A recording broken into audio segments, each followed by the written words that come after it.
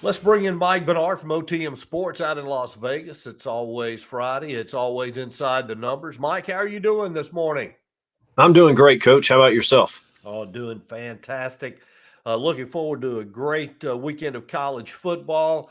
A couple of top five matchups in the Red River Shootout with Texas and Oklahoma and Alabama, Texas A&M. We're going to see these four guys in the playoffs anyway, right? Oh no, that was back in the summer. We're in reality now. Mike, it's crazy how this college football season really hasn't played out like a lot of people thought. Yeah, not even close. Who would have thought we would see TCU and Kansas both undefeated and game day in Lawrence? Yeah, I mean, is that not crazy? Uh, Now, again, if we were talking basketball with Kansas, of course you would expect them to be undefeated deep, deep into the season. But football, and how many times this is how far Kansas football has come. Is that you have jobs that are open and people are actually saying, "Hey, we want the coach from Kansas." How about that? Yeah, no, that hasn't happened. I guess Mangino had some offers back in the day, and Yeah. but they really haven't won of any note since he was there. No, not at all. And speaking of this game, let's get right into it. As we said, this is the most unlikely undefeated matchup of this year, this deep into the season. Game days in that place is going to be wild. But when you let's get rid of all the perimeter stuff. Let's look at the actual players on the field. Is that you have three of the top or two of the top three quarterbacks in the nation in this game. Uh, of course, Max Duggan from TCU is ranked third. Jalen Daniels is ranked first. And some guy named CJ Stroud, who's supposed to win the Heisman's, stuck in there at second place. But, I think everyone's getting caught up in the hype and everything. But let's look at the actual material people playing in this game. This probably is going to be a pretty good football game. I would think so. And the point spread has TCU favored by 6.5 or 7. Both teams are unbeaten, as we mentioned, but they're also both unbeaten against the point spread. So they're outperforming the market. Market hasn't caught up to either of these teams. College game day, first time ever, going to be in Lawrence, Kansas. Now, Kansas lost their running back last week. You mentioned Max Duggan, ranked third. Coach, I saw a stat. He's the second player in the last 15 years to run for a touchdown of 60 plus yards and pass for a touchdown of 60 plus yards in the first quarter. The only other player to do that, Lamar Jackson. So that's obviously a very good company there. Great storylines on this game. I won't play the side at this point, but I'm going to lean to over 68. Speaking of unlikely matchups, let's just stay on that theme and go out west. Utah and UCLA in the Rose Bowl. Now, if they had not blown a win in the swamp early in the season, the first game, both these teams will be undefeated. But the Utes come in at 4-1. And that being said, it's still unlikely because no one expected this out of UCLA. They're ranked, they're undefeated. Seems like that the patience that UCLA administration showed to Chip Kelly, it's beginning to pay off now. Cam Rising for Utah, only 2 interceptions on the year. One of those, that interception in the end zone at Florida late in the game that pretty much cost him a chance for the win. And then one reason that Dorian Thompson Robertson, the quarterback from UCLA, he came in with great expectations, and he has shown flashes of that brilliance that he does have, that great athletic ability. But he has been so consistent this year. I think one of the reasons is Jake Bobo. He was a 4-year starter at Duke. He's come in, big guy, 6'4", can run all the routes, can use that body to shield himself from defenders.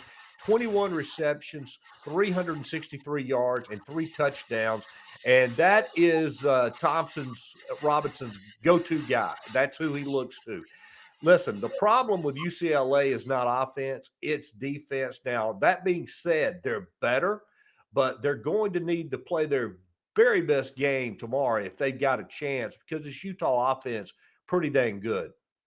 Yeah, the Utes average 42 a game, and but this UCLA defense, it's probably the best they've faced to this point because Florida's defense is nothing to write home about.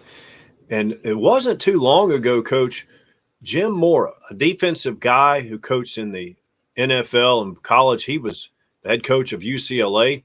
They were allowing 300 running yards per game regularly. So that culture has changed down there. Utah's owned the series. They've won 5 straight over the Bruins. The last 4, very convincing wins, 20, 46, 31, and 31. A lot of people are expecting a shootout here, but I'm going to look for a lower scoring game and play the under.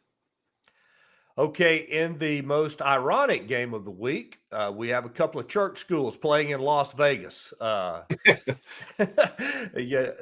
we've got BYU, the Cougars, traveling up to take on the Irish of Notre Dame. The Irish, they can get to over 500 for the first time this season with a win over the Cougars. Of course, started out 0-2, but the Marcus Freeman squad got by Cal and had a solid win against North Carolina.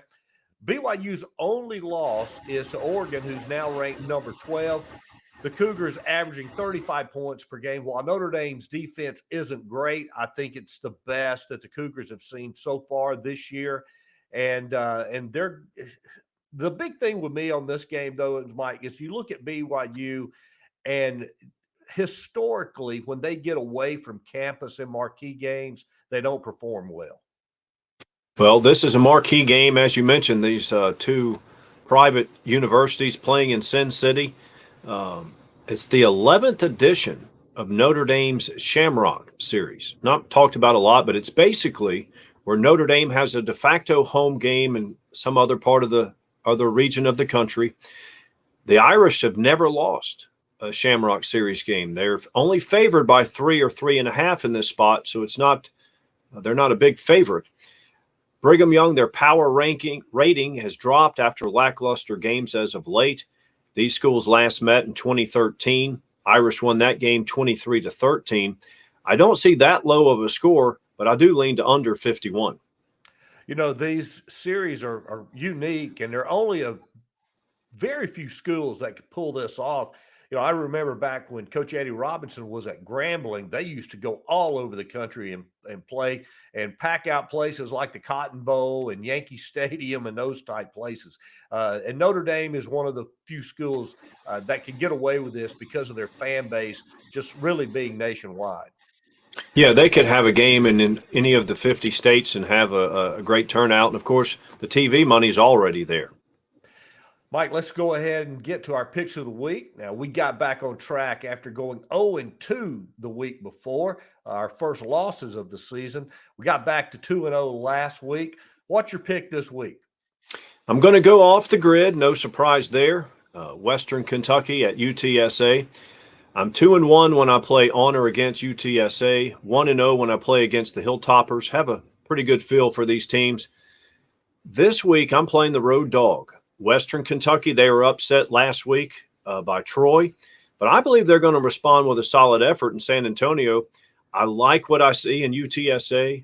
I like quarterback Frank Harris, but 6.5, 7 points too many. I'm going to go with the Hilltoppers. I'm going to look to the fair city of Atlanta, where Duke comes in and taking on Georgia Tech as a 3-point favorite. Jeff Collins was let go and before the Pitt game. And the Yellow Jackets, they look like a different team when they went to Pitt. Played with a lot more enthusiasm. They seem to be a lot looser. I think all the talk around Collins' dismissal that's been going on really since last year, I think that really weighed on the players. They hear things on the news. They hear people talking on the street, and they just seemed like they were finally having fun playing up at Pitt. And I think they come home this week, and I think they get the upset win over the Blue Devils. Yeah, they were a 22-point dog at Pitt, and that was a very big win. Mike, just before we let you go, I know you've got a busy day today, but let's talk just a little bit about the Red River Shootout and the game in Tuscaloosa between Alabama and Texas A&M.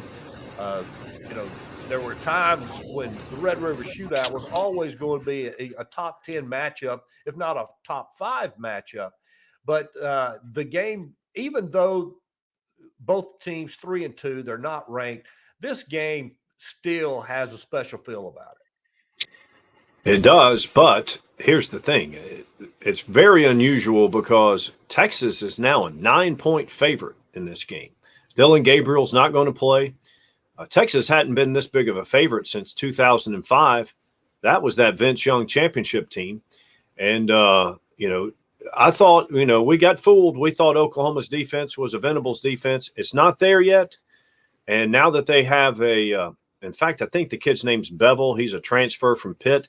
He doesn't look like a Division I quarterback, or he didn't, when I've seen him. And he's got to go in and play in this game. So I wouldn't lay the points, but it's unusual to see Oklahoma as an underdog in this game. It is, and I'm not sure how much this Davis Bevel fits into the Oklahoma system. As you said, he just doesn't look comfortable. Of course, situation he came into last week versus TCU, be hard for anybody to look comfortable at that point in time. Yeah. Now, one thing that you and I have talked about this, Steve Sarkisian getting Gary Patterson, I think one of the top 3 defensive minds in the country. He got him for games like this, games like the Alabama game. And I firmly believe that this Texas defense will be ready to play. And as we talked about the Oklahoma defense, they started out when we were thought, oh, yeah, he's already made his mark. And they've just fallen off the grid the last couple of weeks. They just have not. They look more like a Oklahoma defense under Lincoln Riley. Let's just say that. Yeah, and then look, sometimes this transfer portal hurts the elite teams. Look, their coach is gone. Of course, that's not transfer portal, but the quarterback, right. The Caleb Williams is overplaying in USC now, so it's affecting even the top tier teams. And then lastly, again, Jimbo Fisher and the Aggies, they're limping into Tuscaloosa. They're going to have to go back to King Hayes. Or is it King Hayes or Hayes King? Anyway, Hayes King. Hayes King. They've got to go back to they've got to go back to him because Max Johnson's got a broken bone in his hand. Jimbo just can't seem to catch a break this season. Well, he can't catch a break, and the expectations are too high. And, it's like, and they're really not, those expectations just aren't warranted. He got paid a lot of money, and that's, reason for expectations, but they just haven't done it on the field. They're just not at the elite level.